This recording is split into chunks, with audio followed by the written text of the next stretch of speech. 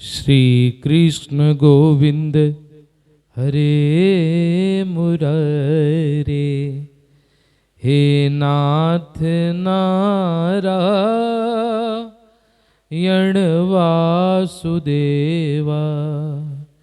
बोलो श्री लक्ष्मी नारायण भगवान की जय। बांके बिहारी जी लाल की जय। पुरुषोत्तम मास की जय। बड़ा पावन पुनीत ये माह चल रहा है और ठाकुर जी की कृपा से हम लोग नित्य प्रति ठाकुर जी के गुणगान को सुन रहे हैं। आज दशम अध्याय की कथा ठाकुर जी की कृपा से हम सबके बीच में आ रही है। कल की कथा में हमने सुना था कि किस प्रकार रुष्ट होकर दुर्वासा ऋषि मेधावी ऋषि की पुत्री से रुष्ट होकर जो है वो चले गए थे। बाद में मेधावी ऋषि की जो पुत्री है वो भगवान शंकर की उपासना करने लगी। दुर्वासा ऋषि के जाने के बाद एक ज्योत और एक ही संकल्प मन में, और वो संकल्प क्या है? भगवान शंकर के दर्शन करने। तो वह तपस्या में बैठ गई। एक दिन नहीं, 2 दिन नहीं, 1 महीना नहीं, 2 महीने नहीं, 1 साल नहीं, 2 साल नहीं, अपितु 9000 वर्षों तक उस देवी ने जो है वो भगवान शंकर की तपस्या करी। स्तोत्रों से, पूजा से, उपासना से, व्रत से, तपस्या से शूलपानी भगवान शंकर को प्रसन्न किया। और भगवान शंकर एक दिन प्रसन्न होकर उस ब्राह्मण पुत्री को दर्शन देते हैं।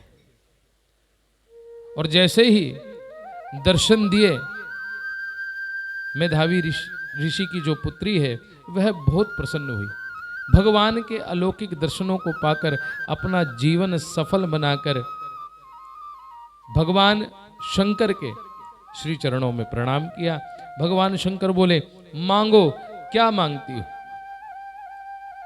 तब वह ब्राह्मण पुत्री ने भगवान शंकर से एक ही वर मांगा और उस वर को वह प्राप्त करने के लिए 5 बारी बोली कि मुझे पति दो, मुझे पति दो, मुझे पति दो, मुझे पति दो, मुझे पति दो। ये 5 बारी उसने बोला। तो भगवान शंकर तो आशुतोष हैं। भगवान शंकर ने कहा कि ठीक है, तूने 5 बारी पति दो ऐसा बोला है, तो मैं तुम्हें वरदान देता हूं कि तुम्हें 5 पति प्राप्त हो। अब ऐसा वर सुनकर, ऐसा वरदान सुनकर ब्राह्मण पुत्री हैरान हो गई और कहने लगी कि भगवान शंकर, आपने ये मुझे क्या वर दे दिया? कभी एक स्त्री के 5 पति होते हैं।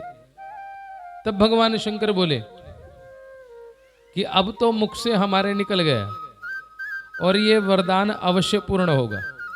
और एक बात हम तुम्हें बताएं कि ये वरदान इस जन्म में नहीं, ये वरदान जो है वो अगले जन्म में तुम्हारा जो है वो पूरा होगा। परंतु एक बात हमारी तुम सुनो, तुमने पुरुषोत्तम मास का अनादर किया है। पुरुषोत्तम मास स्वयं नारायण है और दुर्वासा ऋषि जो हैं वो मेरे ही अंश अवतार हैं। दुर्वासा ऋषि कोई अलग नहीं है, भगवान शंकर के ही अवतार हैं। तो तुमने उनकी बात ना मानकर मेरा भी अपमान किया है। जो पुरुषोत्तम मास का अनादर करता है वह नरक भोगता है।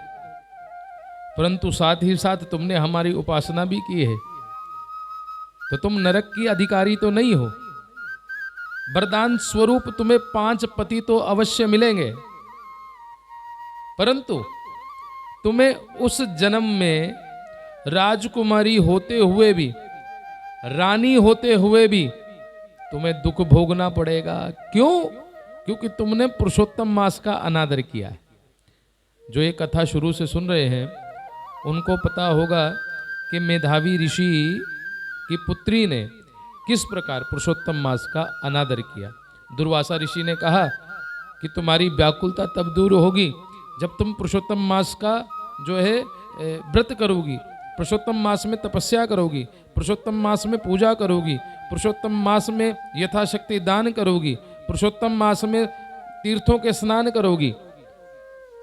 पर उस ब्राह्मण पुत्री ने पुरुषोत्तम मास को नकार दिया। क्यों? क्योंकि पुरुषोत्तम मास को मल मास भी कहते हैं। भगवान शंकर यही कह रहे हैं, पुरुषोत्तम मास का अनादर केवल भगवान विष्णु का अनादर नहीं, भगवान कृष्ण का अनादर नहीं, समस्त देवी देवताओं का अनादर है। इतनी कठोर तपस्या तुमने हमारी करी, भगवान शंकर बोलते हैं, इतनी कठोर तपस्या, जिस तपस्या को देखकर इंद्र भी हैरान हो गया। और ऐसी तुम्हारी तपस्या से प्रसन्न होकर हम तुम्हें वरदान तो देते हैं, परंतु जो तुम्हारा अगला जन्म होगा उस जन्म में तुम्हें दुख भी भोगने पड़ेंगे। ये कथा भगवान विष्णु स्वयं नारद जी को सुना रहे, सूत जी महाराज 88,000 ऋषियों को सुना रहे, भगवान कृष्ण जो है युधिष्ठिर को ये कथा सुना रहे। जबकि द्रौपदी के पिछले जन्म की और भी कई कथाएं हैं,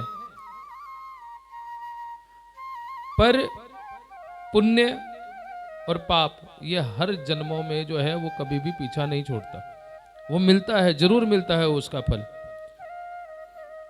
कार्तिक में भी कथा आती है द्रौपदी के पिछले जन्म की, वो भी कभी मौका मिला तो हम आपको सुनाएंगे।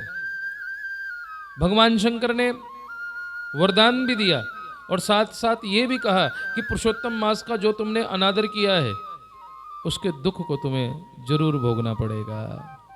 ऐसा कहकर भगवान शंकर तो अंतर ध्यान हो गए, परंतु जिस व्याकुलता को दूर करने के लिए मेधावी ऋषि की पुत्री जो है वो भगवान शंकर की उपासना कर रही थी, वो चिंता फिर दोबारा से मन में जो है वो व्याप्त रही कि किस प्रकार से